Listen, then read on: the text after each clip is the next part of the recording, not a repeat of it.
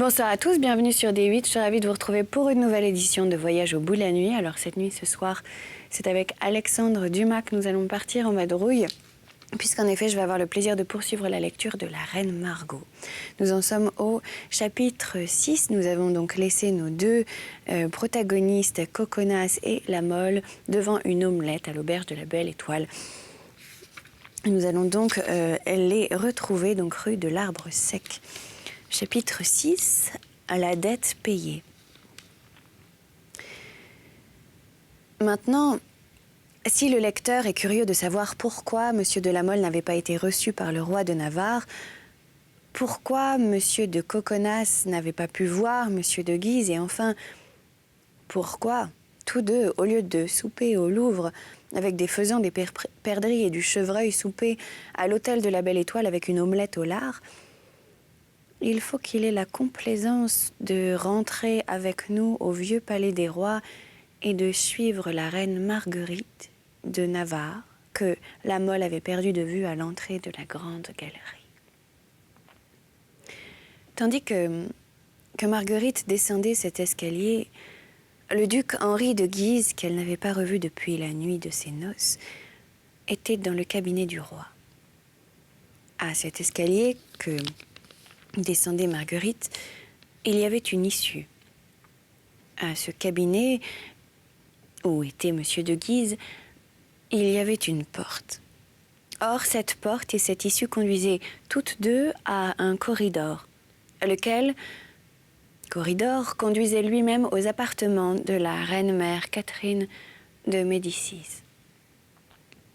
Catherine de Médicis était seule, assise près d'une table, le coude appuyé sur un livre d'heures entrouvert et la tête posée sur la main, encore remarquablement belle grâce aux cosmétiques que lui fournissait le Florentin René, qui réunissait la double charge de parfumeur et d'empoisonneur de la reine-mère. La veuve de Henri II était vêtue de ce deuil qu'elle n'avait point quitté depuis la mort de son mari. C'était à cette époque une femme de 52 à 53 ans à peu près, qui conservait, grâce à son embonpoint plein de fraîcheur, les traits de sa première beauté. Son appartement, comme son costume, était celui d'une veuve. Tout y était d'un caractère sombre, étoffe, murailles, meubles. Seulement, au-dessus d'une espèce de dais couvrant un fauteuil royal, où pour le moment dormait couchée la petite levrette favorite de la reine-mère, laquelle lui avait été donnée par son gendre Henri de Navarre et avait reçu le nom mythologique de Phébé, on voyait peint au naturel un arc-en-ciel entouré de cette devise grecque que le roi François Ier lui avait donnée, Phos Pherei et Dekai Eitsen, et qui peut se traduire par ce vers français « Il porte la lumière et la sérénité ». Tout à coup, et au moment où la reine-mère paraissait plongée au plus profond d'une pensée qui faisait éclore sur ses lèvres peintes avec du carmin un sourire lent et plein d'hésitation, un homme ouvrit la porte, souleva la tapisserie et montra son visage pâle en disant « Tout va mal ». Catherine leva la tête et reconnut le duc de Guise. « Comment tout va mal ?» répondit-elle. « Que voulez-vous dire, Henri ? Je veux dire que le roi est plus que jamais coiffé de ces huguenots maudits et que si nous attendons son congé pour exécuter la grande entreprise, nous attendrons encore longtemps et peut-être toujours. » « Qu'est-il donc arrivé ?» demanda Catherine en conservant ce visage calme qui lui était habituel et auquel elle savait cependant si bien, selon l'occasion, donner les expressions les plus opposées. Il y a que tout à l'heure, pour la 20e fois, j'ai entamé avec Sa Majesté cette question de savoir si l'on continuerait de supporter les bravades que se permettent depuis la blessure de leur amiral messieurs de la religion. Et que vous a répondu mon fils ? Demanda Catherine. Il m'a répondu « Monsieur le duc, vous devez être soupçonné du peuple comme auteur de l'assassinat commis sur mon second père, monsieur l'amiral. Défendez-vous comme il vous plaira. Quant à moi, je me défendrai bien moi-même si l'on m'insulte. » Et sur ce, il m'a tourné le dos pour aller donner à souper à ses chiens. « Et vous n'avez point tenté de le retenir ?» Si fait, mais il m'a répondu avec cette voix que vous lui connaissez et en me regardant de ce regard qui n'est qu'à lui. Monsieur le duc, mes chiens ont faim et ce ne sont pas des hommes pour que je les fasse attendre. Sur quoi je suis venue vous prévenir. Et vous avez bien fait, dit la reine-mère. Mais que résoudre? Tenter un dernier effort. Et qui l'essaiera? Moi. Le roi est-il seul? Non, il est avec monsieur de Tavannes. Attendez-moi ici. Ou plutôt suivez-moi de loin. Catherine se leva aussitôt et prit le chemin de la chambre où se tenaient sur des tapis de turquie et des coussins de velours les lévriers favoris du roi. Sur des perchoirs scellés dans la muraille étaient 2 ou 3 faucons de soie et une petite pie grièche avec laquelle Charles IX s'amusait à voler les petits oiseaux dans le jardin du Louvre et dans ceux des Tuileries qu'on commençait à bâtir. Pendant le chemin, la reine-mère s'était arrangée un visage pâle et plein d'angoisse, sur lequel roulait une dernière, ou plutôt une première larme. Elle s'approcha sans bruit de Charles IX qui donnait à ses chiens des fragments de gâteau coupés en portions pareilles. « Mon fils », dit Catherine avec un tremblement de voix si bien joué qu'il fit tressaillir le roi. « Qu'avez-vous, madame ?» dit le roi en se retournant vivement. « J'ai, mon fils, répondit Catherine, que je vous demande la permission de me retirer dans un de vos châteaux, peu importe lequel, pourvu qu'il soit bien éloigné de Paris. »« Et pourquoi cela, madame ?» demanda Charles IX en fixant sur sa mère son œil vitreux qui, dans certaines occasions, devenait si pénétrant. « Parce que chaque jour je reçois de nouveaux outrages de ceux de la religion, parce qu'aujourd'hui je vous ai entendu menacé par les protestants jusque dans votre Louvre et que je ne veux plus assister à de pareils spectacles. » « Mais enfin, ma mère, dit Charles IX avec une expression pleine de conviction, on leur a voulu tuer leur amiral. Un infâme meurtrier leur avait déjà assassiné le brave monsieur de Mouy à ces pauvres gens. Mort de ma vie, ma mère. Il faut pourtant une justice dans un royaume. Oh, soyez tranquille, mon fils, dit Catherine. La justice ne leur manquera point, car si vous la leur refusez, ils se la feront à leur manière. Sur monsieur de Guise aujourd'hui, sur moi demain, sur vous plus tard. Oh, madame, dit Charles IX, laissant percer dans sa voix un premier accent de doute. Vous croyez? Eh, mon fils, reprit Catherine, s'abandonnant tout entière à la violence de ses pensées. Ne savez-vous pas qu'il ne s'agit plus de la mort de monsieur François de Guise ou de celle de monsieur l'amiral, de la religion protestante ou de la religion catholique, mais tout simplement de la substitution du fils d'Antoine de Bourbon au fils de Henri II? Allons. Allons, ma mère, voici que vous retombez encore dans vos exagérations habituelles, dit le roi. Quel est donc votre avis, mon fils? D'attendre, ma mère, d'attendre. Toute la sagesse humaine est dans ce seul mot. Le plus grand, le plus fort et le plus adroit surtout est celui qui sait attendre. Attendez donc. Mais moi, je n'attendrai pas. Et sur ce, Catherine fit une révérence et, se rapprochant de la porte, s'apprêta à reprendre le chemin de son appartement. Charles IX l'arrêta. « Enfin, que faut-il donc faire, ma mère ?» dit-il. « Car je suis juste avant toute chose et je voudrais que chacun fût content de moi. » Catherine se rapprocha. « Venez, monsieur le comte, dit-elle à Tavannes, qui caressait la pie grièche du roi, et dites au roi ce qu'à votre avis il faut faire. »« Votre majesté me permet-elle » demanda le comte. « Dis, Tavannes, dis. »« Que fait votre majesté à la chasse quand le sanglier revient sur elle ?»« Mordieu, monsieur, je l'attends de pied ferme, dit Charles IX, et je lui perce la gorge avec mon épieu. »«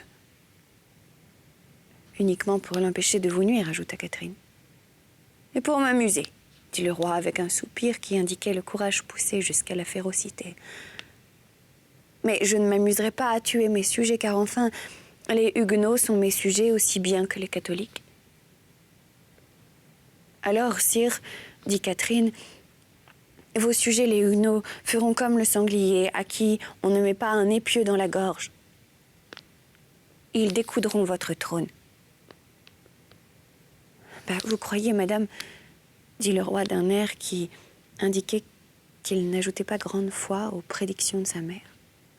Vous croyez vraiment? Mais n'avez-vous pas vu aujourd'hui monsieur de Mouy et les siens? Oui, je les ai vus puisque je les quitte, mais que m'a-t-il demandé qui ne soit pas juste? Il m'a demandé la mort du meurtrier de son père et de l'assassin de l'amiral. Est-ce que nous n'avons pas puni monsieur de Montgomery de la mort de mon père et de votre époux, quoique cette mort fût un simple accident? C'est bien, sire, dit Catherine piquée. N'en parlons plus. Votre Majesté est sous la protection du Dieu qui lui donna la force, la sagesse et la confiance. Mais moi, pauvre femme, que Dieu abandonne sans doute à cause de mes péchés, je crains et je cède. Et sur ce, Catherine salua une seconde fois et sortit, faisant signe au duc de Guise, qui, sur ses entrefaites, était entré, de demeurer à sa place pour tenter encore un dernier effort. Charles IX suivit des yeux sa mère, mais sans la rappeler cette fois, puis il se mit à caresser ses chiens en sifflant un air de chasse. Tout à coup, il s'interrompit. « Ma mère est bien un esprit royal, dit-il. En vérité, elle ne doute de rien. Allez donc d'un propos délibéré tuer quelques douzaines de Huguenots parce qu'ils sont venus demander justice. N'est-ce pas leur droit, après tout? » « Quelques douzaines, murmura le duc de Guise. « Ah, vous êtes là, monsieur, dit le roi, faisant semblant de l'apercevoir pour la première fois. Oui, quelques douzaines. Le beau déchet. Ah, si quelqu'un venait me dire, sire, vous serez débarrassé de tous vos ennemis à la fois, et demain il n'en restera pas un pour vous reprocher la mort des autres. Ah, alors je ne dis pas. Eh bien, sire. Tavannes, interrompit le roi. Vous fatiguez Margot, remettez-la au perchoir. Ce n'est pas une raison, parce qu'elle porte le nom de ma sœur, la reine de Navarre, pour que tout le monde la caresse. Tavannes remit la pie sur son bâton et s'amusa à rouler et à dérouler les oreilles d'un lévrier. Mais, sire, reprit le duc de Guise, si l'on disait à votre majesté, sire, votre majesté sera délivrée demain de tous ses ennemis. Et par l'intercession de quel saint, oui, de quel saint ferait-on ce miracle? Sire, nous sommes aujourd'hui le 24 août, ce serait donc par l'intercession de saint Barthélemy. Un beau saint, dit le roi, qui s'est laissé écorcher tout vif. Tant mieux. Plus il a souffert, plus il doit avoir gardé rancune à ses bourreaux. Et c'est vous, mon cousin, dit le roi, c'est vous qui, avec votre jolie petite épée à poignée d'or, tuerez d'ici à demain 10 000 Huguenots? Mort de ma vie, que vous êtes plaisant, monsieur de Guise. Et le roi éclata de rire. Mais d'un rire si faux que l'écho de la chambre le répéta d'un ton lugubre. Sire, un mot, un seul, poursuivit le duc, tout en frissonnant malgré lui au bruit de ce rire qui n'avait rien d'humain. Un signe, et tout est prêt. J'ai les Suisses, j'ai 1100 gentilshommes, j'ai les chevaux légers, j'ai les bourgeois. De son côté, votre majesté a ses gardes, ses amis, sa noblesse catholique. Nous sommes 20 contre 1. Eh bien, puisque vous êtes si fort, mon cousin, pourquoi diable venez-vous me rabattre les oreilles de cela? Faites sans moi. Faites. Et le roi se retourna vers ses chiens. Alors la portière se souleva et Catherine reparut. Tout va bien, dit-elle. Insistez. Insistez, il cédera. Et la portière retomba sur Catherine sans que Charles IX la vît, ou du moins fit semblant de la voir. Mais encore, dit le duc de Guise, faut-il que je sache si en agissant comme je le désire, je serai agréable à votre majesté? En vérité, mon cousin Henri, vous me plantez le couteau sur la gorge, mais je résisterai, mordieu. Ne suis-je donc pas le roi? Non, pas encore, sire, mais si vous voulez, vous le serez demain. Ah, ça, continua Charles IX. On tuerait donc aussi le roi de Navarre, le prince de Condé, dans mon Louvre. Puis, il ajouta d'une voix à peine intelligible. Dehors, je ne dis pas. Sire, s'écria le duc, ils sortent ce soir pour faire débauche avec le duc d'Alençon, votre frère. Tavannes, dit le roi avec une impatience admirablement bien jouée, ne voyez-vous pas que vous taquinez mon chien? Viens, Actéon, viens. Et Charles IX sortit, et sans en vouloir écouter davantage, et rentra chez lui en laissant Tavannes et le duc de Guise presque aussi incertains qu'auparavant. Cependant, une scène d'un autre genre se passait chez Catherine qui, après avoir donné au duc de Guise le conseil de tenir bon, était rentrée dans son appartement, où elle avait trouvé réunies les personnes qui, d'ordinaire, assistaient à son coucher. À son retour, Catherine avait la figure aussi riante qu'elle était décomposée à son départ. Peu à peu, elle congédia de son air le plus agréable ses femmes et ses courtisans. Il ne resta bientôt près d'elle que Madame Marguerite, qui, assise sur un coffre près de la fenêtre ouverte, regardait le ciel absorbé dans ses pensées. 2 ou 3 fois, en se retrouvant seule avec sa fille, la reine-mère ouvrit la bouche pour parler, mais chaque fois, une sombre pensée refoula au fond de sa poitrine les mots prêts à s'échapper de ses lèvres. Sur ces entrefaites, la portière se souleva et Henri de Navarre parut. La petite levrette, qui dormait sur le trône, bondit et courut à lui. « Vous ici, mon fils ?» dit Catherine en tressaillant. « Est-ce que vous soupez au Louvre ?»« Non, madame, répondit Henri. Nous battons la ville ce soir avec messieurs d'Alençon et de Condé. Je croyais presque les trouver occupés à vous faire la cour. » Catherine sourit. « Allez, messieurs, dit-elle, allez. Les hommes sont bien heureux de pouvoir courir ainsi. N'est-ce pas, ma fille ?»« C'est vrai, répondit Marguerite. C'est une si belle et si douce chose que la liberté. » « Cela veut-il dire que j'enchaîne la vôtre, madame ?» dit Henri en s'inclinant devant sa femme. « Oh non, monsieur, mais ce n'est pas moi que je plains, mais la condition des femmes en général. »« Vous allez peut-être voir monsieur l'amiral, mon fils, » dit Catherine. « Oui, peut-être. Allez-y, ce sera d'un bon exemple. Et demain, vous me donnerez de ces nouvelles. »« J'irai donc, madame, puisque vous approuvez cette démarche. » « Moi, dit Catherine, je n'approuve rien. »« Mais qui va là? Renvoyez, renvoyez. » Henri fit un pas vers la porte pour exécuter l'ordre de Catherine, mais au même instant, la tapissière se souleva et Madame de Sauve montra sa tête blonde. « Madame, dit-elle, c'est René le parfumeur que votre majesté a fait demander. » Catherine lança un regard aussi prompt que l'éclair sur Henri de Navarre. Le jeune prince rougit légèrement, puis presque aussitôt pâlit d'une manière effrayante. En effet, on venait de prononcer le nom de l'assassin de sa mère. Il sentit que son visage trahissait son émotion et alla s'appuyer sur la barre de la fenêtre. La petite levrette poussa un gémissement. Au même instant, 2 personnes entraient, l'une annoncée et l'autre qui n'avait pas besoin de l'être. La première était René, le parfumeur, qui s'approcha de Catherine avec toutes les obséquieuses civilités des serviteurs florentins.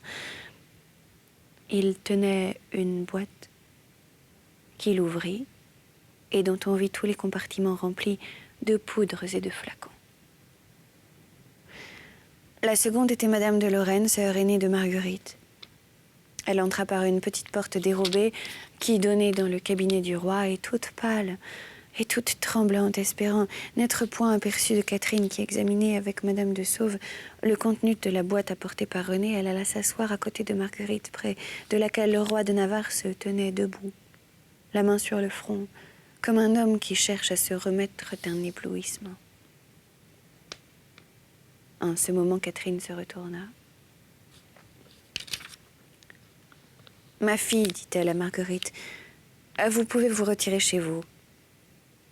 Mon fils, dit-elle, vous pouvez aller vous amuser par la ville. » Marguerite se leva et Henri se retourna à moitié.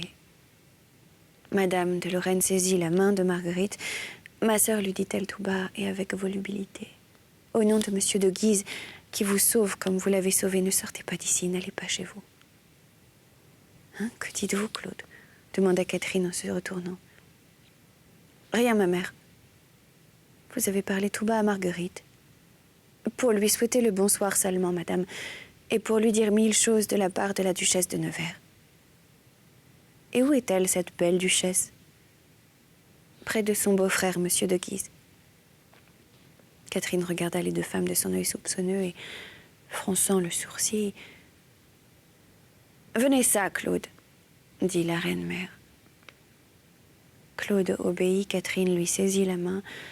« Que lui avez-vous dit, indiscrète que vous êtes ?» murmura-t-elle en serrant le poignet de sa fille à la faire crier. « Madame, » dit à sa femme Henri, qui, sans entendre, n'avait rien perdu de la pantomime de la reine, de Claude et de Marguerite. « Madame, me ferez-vous l'honneur de me donner votre main à baiser ?» Marguerite lui tendit une main tremblante. « Que vous a-t-elle dit ?» murmura Henri en se baissant pour rapprocher ses lèvres de cette main. « De ne pas sortir.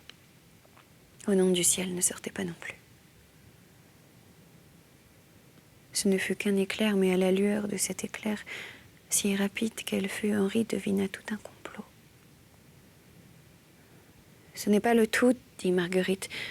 Voici une lettre qu'un gentilhomme provençal a apportée. »« Monsieur de la Mole ? Oui. »« Merci, dit-il en prenant la lettre et en la serrant dans son pourpoint. » Et, passant devant sa femme éperdue, il alla s'appuyer sa main sur l'épaule de Florentin. « Eh bien, maître René, dit-il, comment vont les affaires commerciales ? » ?»« Mais assez bien, monseigneur, assez bien, répondit l'empoisonneur avec son perfide sourire. « Je le crois bien, dit Henri. Quand on est comme vous le fournisseur de toutes les têtes couronnées de France et de l'étranger, excepté de celle du roi de Navarre, répondit effrontément le Florentin. Ventre saint gris. Maître René, dit Henri, vous avez raison. Et cependant, ma pauvre mère, qui achetait aussi chez vous, vous a recommandé à moi en mourant. Maître René, oui. Venez me voir demain ou après-demain en mon appartement et apportez-moi vos meilleures parfumeries. Je ne serai point mal vue, dit en souriant Catherine, car on dit que j'ai le goût, c'est fin, reprit Henri en riant. Qui vous a dit cela, ma mère? Est-ce Margot? Non, mon fils, dit Catherine, c'est Madame de Sauve. En ce moment, Madame la duchesse de Lorraine, qui malgré les efforts qu'elle faisait, ne pouvait se contenir, éclata en sanglots. Henri ne se retourna même pas. « Ma sœur, s'écria Marguerite en s'élançant vers Claude, qu'avez-vous » ? Rien, dit Catherine, en passant entre les deux jeunes femmes, rien. Elle a cette fièvre nerveuse que Mazier lui recommande de traiter avec des aromates. Et elle serra de nouveau, et avec plus de vigueur encore que la première fois, le bras de sa fille aînée, puis, se retournant vers la cadette, « Ça, Margot, dit-elle, n'avez-vous pas entendu que déjà je vous ai invité à vous retirer chez vous? Si cela ne suffit pas, je vous l'ordonne. » Pardonnez-moi, madame, dit Marguerite, tremblante et pâle. Je souhaite une bonne nuit à votre majesté. Et j'espère que votre souhait sera exaucé. Bonsoir, bonsoir. Marguerite se retira toute chancelante et cherchant vainement à rencontrer un regard de son mari qui ne se retourna pas même de son côté. Il se fit un instant de silence pendant lequel Catherine demeura les yeux fixés sur la duchesse de Lorraine qui, de son côté, sans parler, regardait sa mère, les mains jointes. Henri tournait le dos, mais voyait la scène dans une glace tout en ayant l'air de friser sa moustache avec une pommade qui venait de lui donner au nez. Et vous, Henri? Dit Catherine. Sortez-vous toujours? Ah oui, c'est vrai, s'écria le roi de Navarre. Ah, par ma foi, j'oubliais que le duc d'Alençon et le prince de Condé m'attendent. Ce sont ces admirables parfums qui m'enivrent et, je crois, me font perdre la mémoire. Au revoir, madame. Au revoir. Demain, vous m'apprendrez des nouvelles de l'amiral, n'est-ce pas? Je n'aurai garde d'y manquer. Eh bien, Phébé, qu'y a-t-il? Phébé, dit la reine-mère avec impatience. Rappelez-la, madame, dit le Béarnais, car elle ne veut pas me laisser sortir. La reine-mère se leva, prit la petite chienne par son collier et la retint, tandis que Henri s'éloignait, le visage aussi calme et aussi riant que s'il n'eût pas senti au fond de son cœur qu'il courait danger de mort. Derrière lui, la petite chienne lâchée par Catherine de Médicis s'élança pour le rejoindre. Mais la porte était refermée et elle ne put que glisser son museau allongé sous la tapisserie en poussant un hurlement lugubre et prolongé. Maintenant, Charlotte, dit Catherine à Madame de Sauve, va chercher Monsieur de Guise et Tavannes, qui sont dans mon oratoire, et reviens avec eux pour tenir compagnie à la duchesse de Lorraine, qui a ses vapeurs. Voilà, c'est ainsi que se termine le chapitre 6 de cet ouvrage d'Alexandre Dumas. C'était donc La Reine Margot. Je vous remercie de nous avoir suivis. Je vous invite à nous retrouver sur les réseaux sociaux, #VBN. Et quant à moi, je vous dis à très bientôt sur notre chaîne pour de nouvelles aventures littéraires. Passez une excellente journée si vous vous réveillez et une très bonne nuit si vous vous couchez. Salut!